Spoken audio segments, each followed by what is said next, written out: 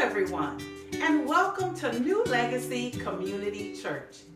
Pastor Davis is taking a much-needed day off. Minister Keith Carter will bring the message today.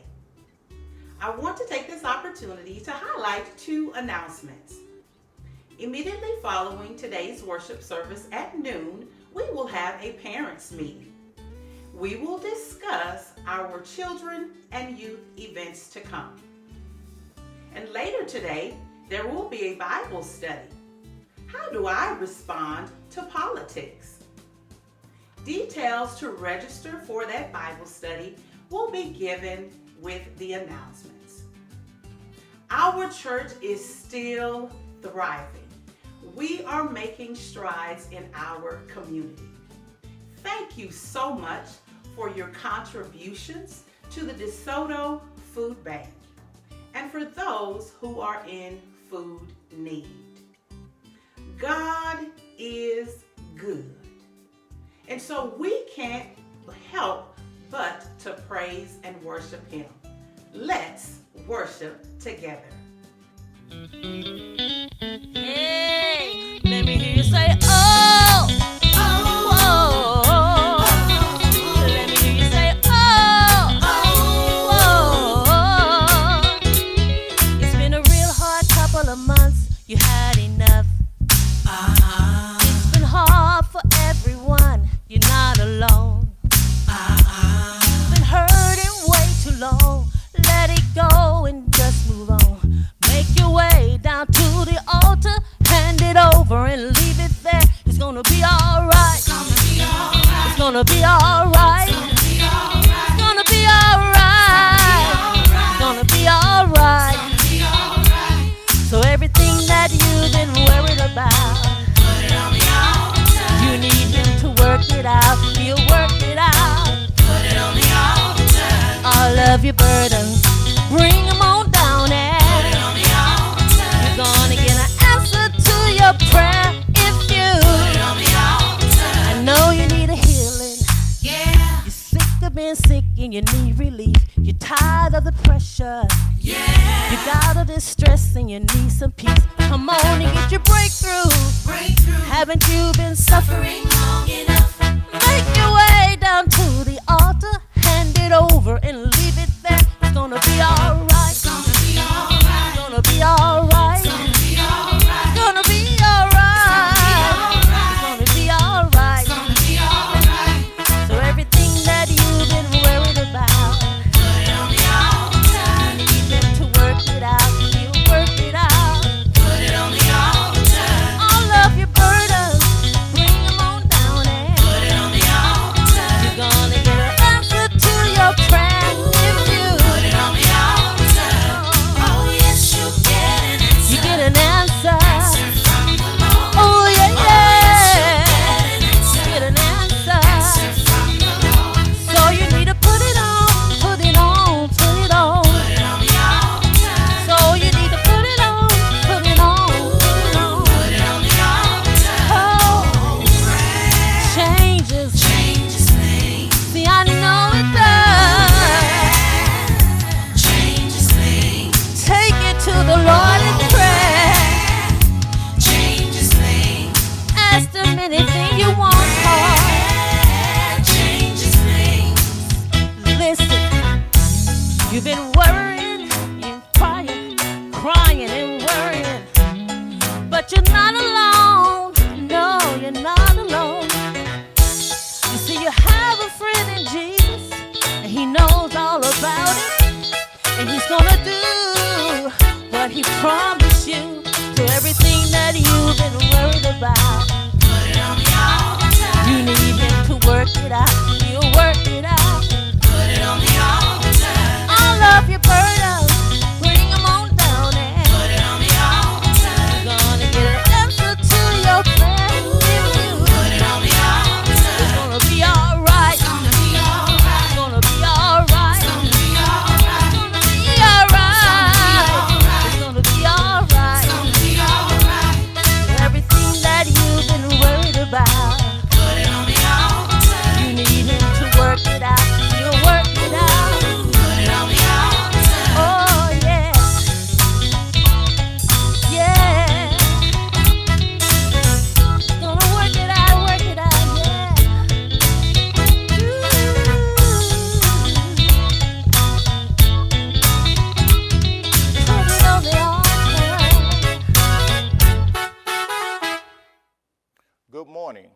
everybody. Good morning to our New Legacy family, and also good morning to our guests who are watching us online. My name is Keith Carter. I am one of the associate ministers here at New Legacy Community Church under the leadership of Pastor Bob Davis. My sermon topic for this morning is prepare to move in the unknown. Now, the funny story happened years ago is that before we came to this church, we was at our former church, and God told on our heart, letting us know it is time to move. We didn't know why, we didn't know when, but he said it is time to move. The thing about it was going into the unknown. So we stepped out on faith, visit from church to church to church, and then finally we landed here at These Are They Community Church, which is now New Legacy. And we've been happy ever since. But again, that would not have happened if we did not step into the unknown. Here are a couple of quotes that I have for you all. My first quote is, I am learning to love the sound of my feet, walking away from things not meant for me. Another quote is, moving on doesn't mean you forget about things. It means you have to accept what's happening and continue on living. My final quote is, relinquish your attachments to the known. Step into the unknown, and you will step into the fields of possibilities. The story starts in Genesis 12:1, which states that, now the Lord has said to Abram, get out of your country, from your family, from your father's house, to the land I will show you. In these scriptures, the Lord has told Abram to move. He told Abram to leave his country, his family, his father's house, to embark on a life pilgrimage. God made a promise, a covenant, an agreement, pledge, or a treaty. The Lord promised him the land of Canaan. He also said that a great nation will come from him, which will be the Jewish people. And also he have people that's going to bless him. Also, some people are going to be cursed. But this would not happen if Abram wouldn't have stepped out on faith. Hebrews 11:8 says, by faith Abram obeyed when he was called to go out to the place which would receive his inheritance. And he went out knowing where he was going. Trying something new in these days and time is a hard thing. Ladies and gentlemen, it can be scary, intimidating, spine-tingling, and daunting. But right now, we have to get our temperature checked. We even have to wear our masks. Some of us have to even just wear gloves. You might see some people nowadays wearing a face shield. Even in today's time, people are getting sick. Some people are having fevers, having respiratory infections. Even some people are just passing away. But some people have lost their jobs. Even they have to go from house to house, even just try to find something to eat. Some of us might even experience anxiety, even stress. We get up every day wondering when is all of this stuff is going to be over. We wonder sometimes that, Lord, is this really happening? Some of us are used to attending church. Some of us are used to attending church that has a large congregation, a small congregation. Some of us are used to greeting each other, hugging each other.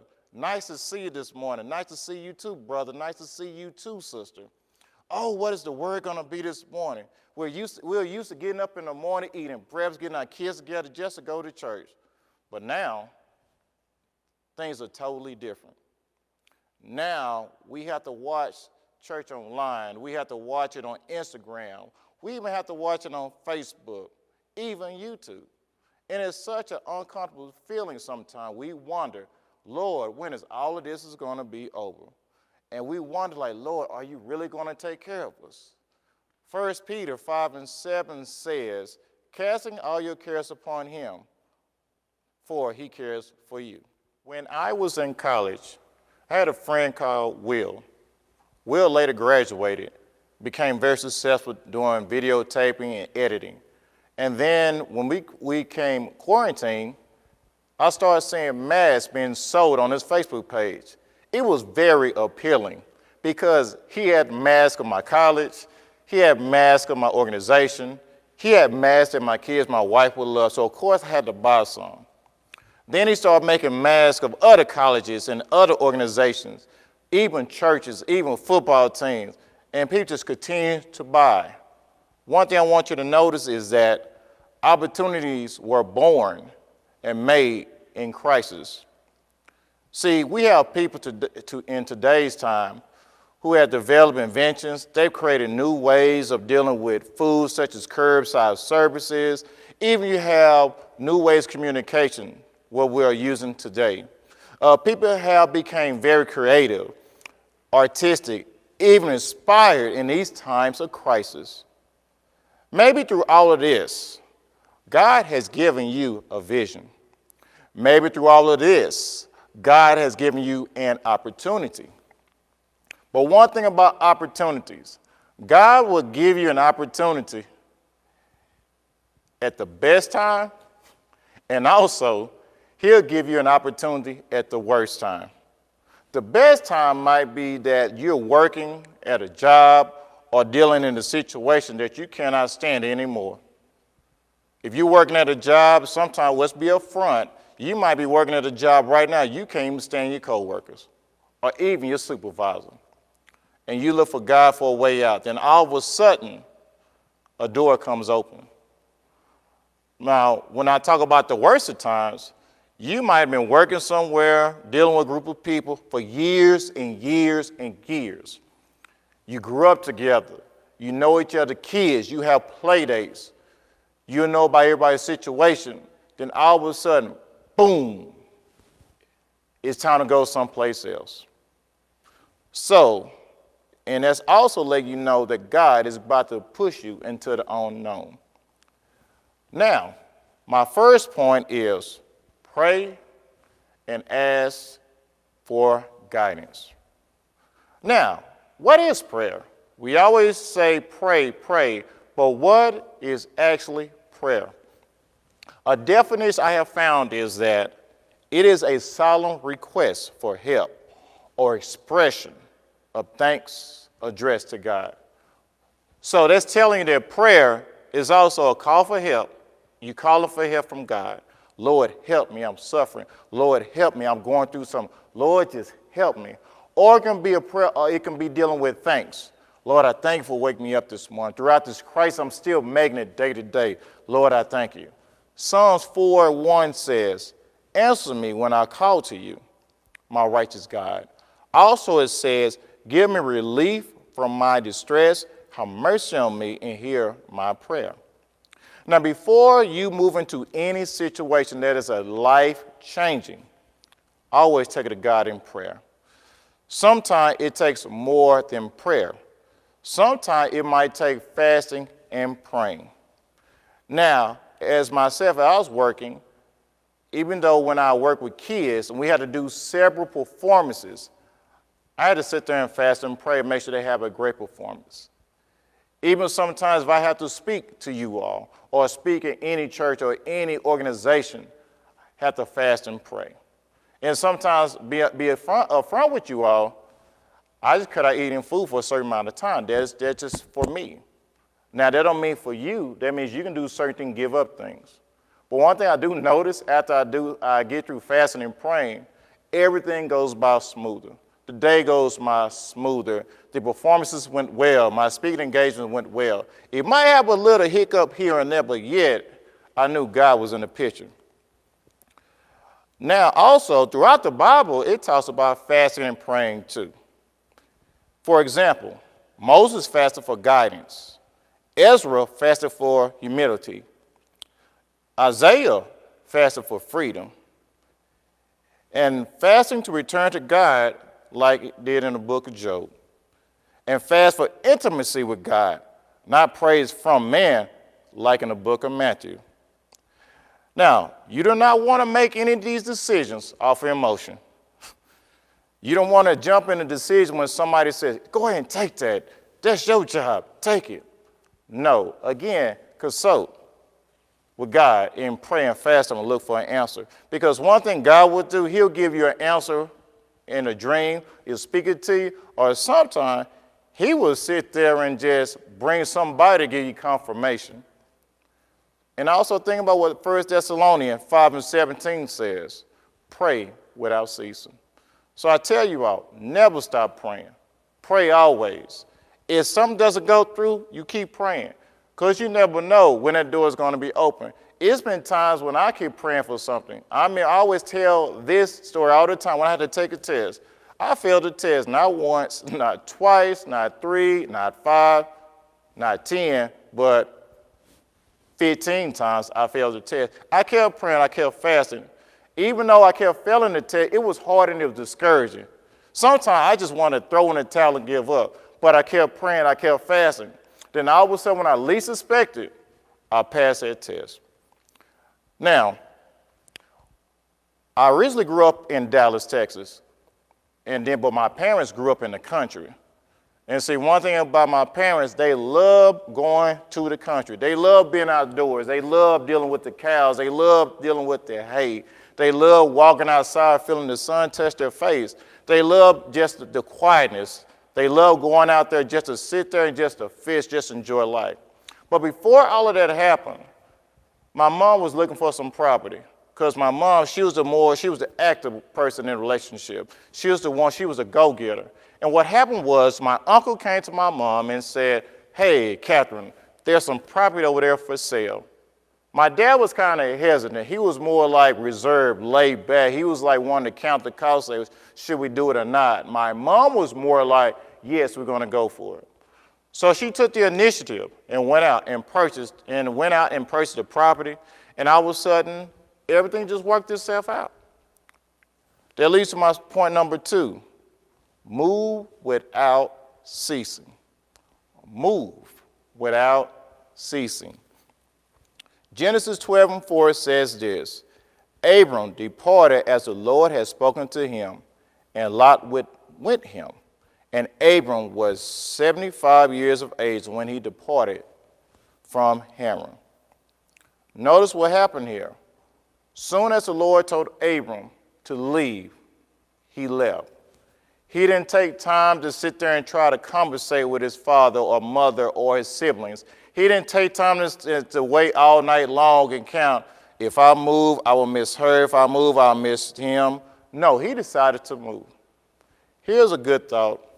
If a window of opportunity appears, don't pull down the shades. If the window of opportunity appears, do not pull down the shade. Now, when God has given you an opportunity or an idea, do not hesitate to move. Do not sit there and ponder night after night, night after night, hour after hour, minute after minute, second after second, because you never know, that opportunity will soon go away. And then you have to wait not one day, not 2 days. You might have to wait years down the line for it to show up again. So my question is, if God gives you an idea and he gives you the blueprint, does that mean he'll take care of the situation? Think about it. If God gives you the idea and he's already given you the blueprint, does that mean that God has taken care of your situation? Think about in the book of Joshua, when he told Joshua, it's time to go. Moses is dead. Now it's time for you to go over and conquer this land. And he told Joshua what all he's going to conquer. He told him that everywhere he'll step, it is his. He told Joshua that he is going to divide the inheritance among the people. He gave Joshua the vision. He gave him the blueprint. And then he tells him in Joshua 1:5, no man shall be able to stand before you all the days of your life. So he's letting Joshua know right then and there. All the things I'm telling you, nobody will conquer you at all while you live. Then he says, as I was with Moses, I am with you. I will never leave you or forsake you. So God is telling Joshua right then and there that Joshua, you're going to do all of these things, Nobody's going to conquer you. Just like I was with Moses, I'm there with you. So it's almost telling us that just like God was with your families, your loved ones, your mother, your father, your sister and brother, he is there with you when he gives you that opportunity to take. Now, my third point and final point. When fear appears, you got to keep moving. When fear appears, you have to keep moving. It's another saying I found. It says that the oldest and strongest emotion of mankind, the oldest and strongest emotion of mankind is fear. And the strongest kind of fear is the fear of the unknown. But what is fear? We hear about it, we talk about it, but what is fear? Fear is an unpleasant emotion caused by the belief. An unpleasant emotion, something that makes you uneasy, caused by belief that someone or something is dangerous and it's going to threaten you. So I let you know, fear is an unpleasant emotion. It is an emotion that we feel scared, we feel terrified. Now, when we try to do something, especially new, fear is going to seep in. Fear is going to come into our mind. Fear is going to come to our body. We could think to ourselves, can I really do this? Then fear sets in. We might think to ourselves, is somebody going to support me? But then fear sets in. And we might say, do I have all the supplies? Do I have the know-how? Do I have all the tools that I need to get this done? But yet, fear sets in. Now, you got to remember, everybody, is first of all, we're human. We're human. We're human beings. So, of course, we're going to feel nervous. We're even going to get anxious or wondering about what this opportunity work that I'm about to embark on. We will sit there and wonder, like, who is going to support me? Because you might tell somebody, I want to try this. I want to do this. I want to do these things right here. Then all of a sudden, you wondering, are they really going to support me? But when nobody supports you, God will support you. Because it was God who has given you the opportunity. It was God who has given you the blueprint. It is God who has made all things possible for you. And you got to remember, if nobody else supports you, when that fear comes in your heart, God is right there beside your side. Sometimes you have to think about it. You might say, yea, though I walk through the valley of the shadow of death, I will fear no evil, for thou art with me, and thy rod and thy staff is comforting me. I also remember what it says in Matthew 19:26. Jesus said, but Jesus looked at them and said to them, with man, this is impossible. But with God, all things are possible. So look around today. Think about it. All the things that have been created in these days of time. A lot of people have said no, but you'd be surprised how many people turn to God and say, Lord, I need a help. Lord, you are blessed with this opportunity. What should I do? Lord, I just don't know where my help comes from, but we got to know that our help comes from God. Now, I like where it says what Philippians tells us this. And my God shall supply all of your needs according to his riches and glories in Jesus Christ. But one thing I want to put a side note here. When you think about opportunities or going to the unknown, you have to realize if it is not in his will, it is not going to happen. If it is in his will, it will happen. Now, sometimes we have to realize is that it might come maybe tomorrow. Their opportunity might come today or it might come years down the line. But you have to remember, you have to take that opportunity. Now, you might look around today, you might say, well, I lost my job. I don't know where the next thing I'm going to do to get some food. Or you might sit there and say, I might need to relocate.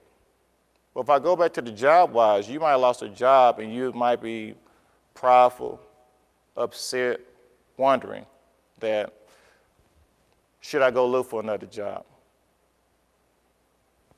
Or you might sit there and wonder, say, do I need to relocate? And then all of a sudden, you have something telling you to go ahead and do it. You might hear a still voice, or you might have somebody give you confirmation, said, you need to go up and try this. Even though it is out of your norm, you need to try this. Or you might have somebody say, hey, I understand you might be down and out on your rent, on your lease, but I found a place for you over there. And you feel uncomfortable because it's going into the unknown. You want to take that advantage. You feel that God is speaking to you, and you prayed about it, you fast about it. Take that opportunity into the unknown. You might have somebody also who might be listening to us online at this time, and they said, well, I'm comfortable in my job. I'm situated in my home, but I am not comfortable right now. And what do you mean by uncomfortable? They have the money, they have the finances, they have the know-how, they have the family, but they still are not feeling comfortable. It might be because they feel uncomfortable because they might be listening and say, wow, I'm still not happy. Something's empty on the inside. And that means that chances are they want to get to know who Jesus is. So think about it. Take this opportunity now to say, hey, I'm stepping to the unknown. I want to know who this person is talking about, or I've been hearing people so happy around me, and even when times are hard, they're just so happy, and they said, I know this person named Jesus, I know about this, I know about that. I'm going to give you a quick story. Now, in the book, it talks about Nicodemus. Nicodemus was just a scholar person. And what Nicodemus did, he went by night to sort out Jesus Christ. He took opportunity, he went into the unknown. He asked Jesus about the new birth and things of that nature, and Jesus just told him, just said in John 3:16, he said, for God so loved the world, he gave his only begotten son. And whoever believes in him should not perish, but have everlasting life. So you feel like you're that person who said, I need to know who this Jesus is. Or I need just, even though I have everything, I have it all, but I need some peace in my household. I need some peace in my mind. You have a button on your screen. And you should see it pop up at any moment. And you want to press that button. And I bet once you have made that commitment, you'll feel a lot better because you have some people contacting you pretty soon from my church. But again, everybody, I thank you for listening to me. And again, I thank you for the opportunity. And again, remember, you might need to prepare and move into the unknown. God bless you.